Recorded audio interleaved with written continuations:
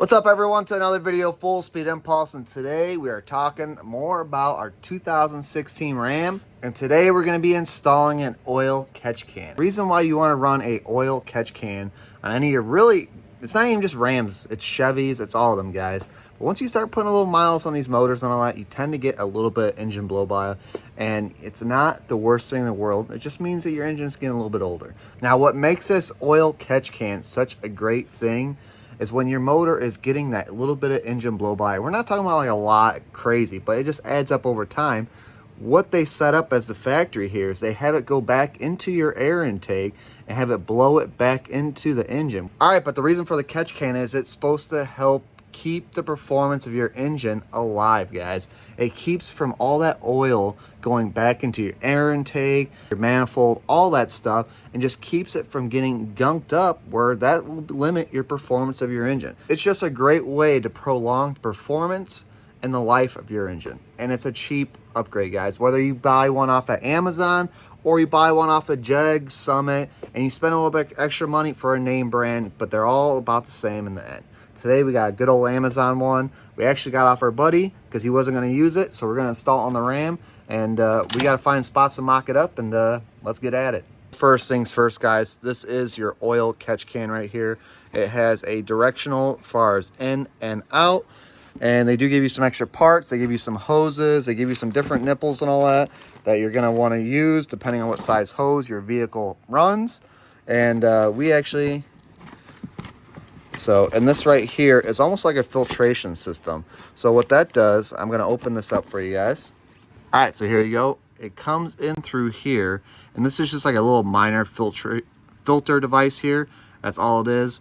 And then in here would be where it goes back out. And now, and what that does is allow the pressure to keep cycling through. That's not to continue to pump the oil back into your engine. What it is that your oil would come through here if you had any blow by, and it would get trapped in here while allowing just the air to keep ventilating the motor and all that to go back into the air intake and cycle through.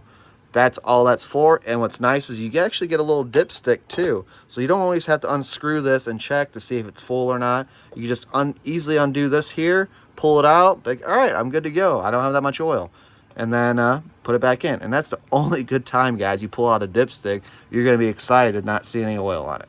So the next thing you want to do is kind of find a good spot to route this. Make sure when you're finding the spot, especially if you don't have a lot of extra hose, making sure it's not going to kink it, that your hose is going to be there freely. You're not going to ever have to pull them on and off, so you don't have to worry about that. But what you do want to think about is, one, that your dipstick is going to clear when you pull it out, and two, you could somewhat get to this guy here, and it's not going to be the most difficult thing in the world. You shouldn't have to do it too often, but you do still want to be able to get to this. And then the other thing too, making sure it's secured halfway decent. This thing is not the lightest thing, but it's not the heaviest thing. But you have to imagine when your vehicle's going down the road that everything is bouncing with the weight. So if this is hooked to something, you have to imagine it almost bouncing up and down. Not that it should be, but you do have the weight of it. So if it was on something loose, it would obviously have that momentum, and that would be no bueno. So we are going to put it on here, which is fairly sturdy, and it should be good. Another thing too, it's kind of silly to have to even think about this stuff,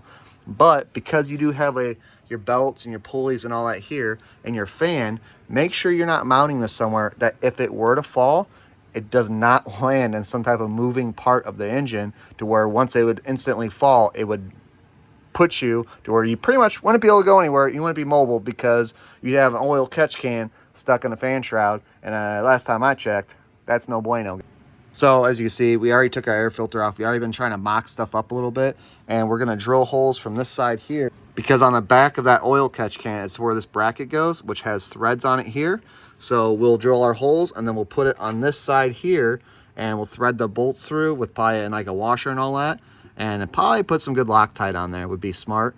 And then tighten her up, and then she should be good to go. Like, this is a very, very simple process. I actually thought it was going to be more complicated, but I'm pretty sure about anybody could do this. Just make sure you follow the steps I told you guys. Just making sure you mount it somewhere secure, away from any moving parts and all that. So if something were to fail, if these screws backed out, if it fell, anything like that, you would be safe of at least not injuring anything else on your motor. All right, guys, make sure you put some Teflon tape on there and you wrap it the same direction you're gonna spin. All right, now that we got our fittings nice and tight, we'll be able to screw this back on and get it all ready to go. Make sure everything is set up on here how you want it to. So then when you're screwing it on there, you got everything mounted. You're not messing with this anymore, but plugging in some lines and being good to go. So as you can see, things have escalated, but this is the tube that you're trying to get to, guys. And when you're in here, you might as well clean your throttle body up a little bit because you probably have we got a little gunk in ours, and I know we've cleaned that before. But regardless, here's your tube and all that. So our biggest issue right now has just been getting the lines to go to here. We like that we put it as close as we did, but what the issue is getting the hoses not to kink. And we've had to resort to some modifications. All right, guys, so we end up actually skipping ahead on this whole process and we buttoned everything up. And the reason is everything's going to depend on which oil catch can you guys buy, what air filter system you have, or if you even still run the stock one and not an aftermarket one. All that's going to play into and how you install this thing. But here's how we installed ours. So things we learned for next time. One, we do have this thing tucked in there pretty darn good. Like, this is actually pretty good, but man, was it a pain in the butt to make all these bends here and make this work. The nice thing about this is it's super tucked in here and you don't have a lot of long hoses running through your engine bay. Now, would that be a huge issue? No. I mean, it's not that big of a deal. We could have easily put our catch can over here, bought the right size hose, extended it there, and it would have been the easiest job. But we made this job more difficult than it even needed to be because we put it so close. So one of the reasons I'm still posting this video is to show you guys maybe stuff to consider and all that. Putting your oil catch can over there or somewhere that's got a little more distance. So when you're doing tight bends like this, when you have more hose to kind of like distance outwards, it's not going to be as bad because the hose won't want to kink on you. But because we had so many angles so close to each other, it made it want to kink. But we had hose that already had pre-bends in it and stuff like that. And we did little like shenanigans here of like sleeving it and all that. And it works. Everything's sealed good.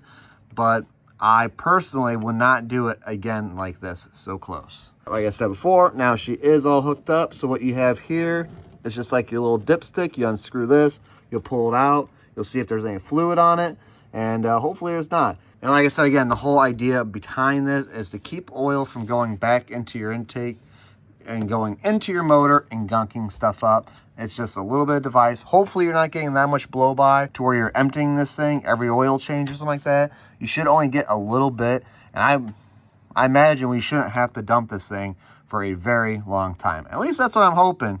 All right, I know you guys are already going to ask about it, but this is an AF Dynamic Air Intake Amazon special. We paid 180 bucks for it. Don't get me wrong, that was a few years ago. Probably cost a little bit more, but it's still a great budget air intake, guys. And it even comes with a little bit different options. They got some like heat shielding stuff you can put in here and all that. It is a very good intake, and this is still the stock air filter. It's holding up really good. All right, everyone, but that's it for today's video. I appreciate you watching. Make sure you hit that like and subscribe if you want to see more content like this and watch some of our other videos of us doing stuff to our truck and all that, our Jeeps, or even doing some cool pit bike and all that. So I appreciate you watching. We'll see you later.